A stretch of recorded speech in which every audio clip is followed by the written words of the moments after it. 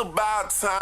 What's going on? Rumor Report, Rumor Report. This is the Rumor Report. Talk to him. With Angela Yee on The Breakfast Club. All right. Well, Regina King's cousin posted a picture of her, and he also captioned it, "Seeing Cuzzo smile made today complete, and continue to pray for the mothers who are living without their children."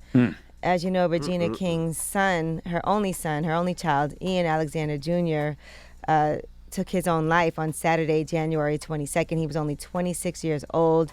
She has been out of the public eye ever since that happened. She did release a statement in January. "Our family is devastated at the deepest level by the loss of Ian. He is such a bright light who cared so deeply about the happiness of others. Our family asks for a respectful consideration during this private time. Thank you." And so there was not much said since then other than Vivica Fox on Cocktails with Queens revealing a text message that Regina wanted people to see. And that's it, that she was doing okay. So it's nice that he was able to post a picture of the two of them on FaceTime with her smiling. Sending healing energy to Regina King always. Absolutely. All right. Now, PETA is mad at Sierra and at Russell Wilson. For what? Well, they got a new puppy for Mother's Day, but PETA is saying that they clearly bought that puppy from a breeder and did not rescue a dog from a shelter instead. Oh, come on, PETA. Knock it off. The couple's new dog, Bronco, is a purebred and likely from a breeder, they said, where mother dogs are often locked inside filthy cages and bred over and over until their bodies give out. And they said PETA is calling on the couple to level up on kindness by adopting a companion for this pup instead of fueling the homeless animal crisis. You know how much that dog probably cost that they bought? A lot. Exactly. Come on, Ingrid and everybody at PETA. Knock it off, okay? It's not about how much it costs. Exactly. The dog got a home, all right? They don't like the conditions where dogs are bred. Well, the dog's in better conditions now. Ingrid and PETA. Who's Ingrid? Ingrid is the president of PETA. Oh. They harass. They send me stuff all the time. They send me stuff up here all the time. Like what? Oh, Ingrid's always sending me books and magazines and cards, and she sent me a wallet, which I didn't understand because it's made out of leather. It's made out of leather? It was a Wu-Tang Clan wallet. Angry, but salute to PETA. Wow. Drop on the clues bombs for PETA. You should send it back. I like Ingrid. I'm the one that booked her to come up on the show. I have no problem with what PETA does. You should send it back and say you can't accept it because the leather is, you know. Yes, but PETA. Are you sure it's leather? I don't know, but PETA's ridiculous, okay? And they when they don't want us to use animal terms, like you can't call somebody a chicken. You can't say bullpen in baseball. Stop it. Like, that's ridiculous. Come on. I guess I can't say bull, You can't. Like, come on. All right. Young Thug is facing 7 additional felony charges following the police raid at his Atlanta home. Goodness gracious. They raided his home in Buckhead, and in addition to RICO and participation in criminal street gang activity counts he was hit with during his arrest on Monday, now he has 7 new felony charges.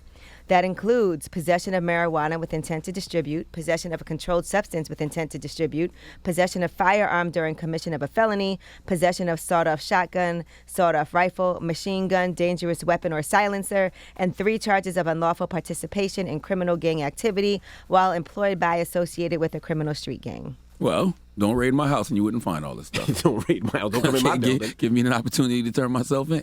Okay. All right. Now, Young Thug's father recently did an interview with a local Atlanta news station, and here's what Jeffrey Williams Sr. had to say.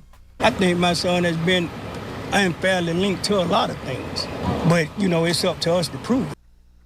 He said he's going to fight for him until the end because I'm his father. Absolutely.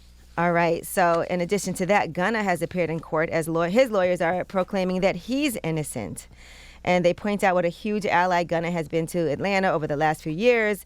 He created the first ever free in-school grocery and clothing store. He fed over 400 children weekly, hosted nationally sponsored giveaways for victims of disasters and food shortages. They did say in a statement to TMZ that the indictment falsely portrays his music as part of a criminal conspiracy, and that Mr. Kitchens, his real name is Sergio Kitchens, has been an advocate for his community, and it is our privilege to advocate for him. Yeah, I don't even understand what they got Gunna connected to. I mean, YSL is a record label, so if I'm signed to YSL and I'm shouting out YSL, and even if I'm throwing up a YSL sign, it's because of the record label. So what is even? I don't even see what the charge Gunna's connected to. They just said conspiracy to violate a RICO. What does that even mean?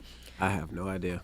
All right, now Casanova has pleaded guilty in a federal racketeering case. He's been accused of having a leadership role in the untouchable Guerrilla Stone Nation Bloods gang. He pleaded guilty to one count of conspiring to conduct and participate in the conduct of the affairs of a criminal enterprise through a pattern of racketeering activity, and another count of conspiring to distribute over 100 kilos of marijuana. So in addition, they said, according to reports, he admitted with his guilty plea to shooting at someone with whom he was having a gambling dispute at a party in Florida in July of 2020. And he admitted to participation in marijuana trafficking and a 2018 robbery. The maximum prison sentence for him for the two counts is 60 years with a mandatory minimum of 5 years in prison. And sentencing is scheduled to take place on December 6th. The moral of the story is do the right thing. Y'all can have these streets. And if the people around you don't want to grow and level up when you do, leave them. Leave them. Goodness gracious. Man. All right, I saw he did thank Chris Brown also for sending him money too while he's been locked up. That's good. I'm glad C Breezy is doing that because I wonder about stuff like that because you see these guys and, you know, they be around everybody in the industry and partying and dancing and everything else. It's like when they're in these situations, are they still getting held down? All right, and Jeannie Mai spoke out yesterday on The Real about whether or not she is joining Real Housewives of Atlanta. There were rumors that she was joining the cast. Here's what she had to say.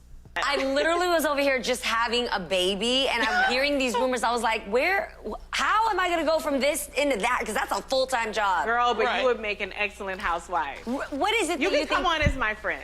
Oh, you that's can. crazy. We can make I love you. I live for you. I think she would make you. it And I love you excellent. ladies, too. I love all you ladies. But I know that's a complete rumor. I haven't talked to one person. My people haven't talked to one person from Bravo, so that was a complete rumor that got made up. I'm going to leave it to you guys. Is the 'cause door you guys do closed? well. Is the door is closed. It's sealed. There wasn't a door to begin. It was a wall.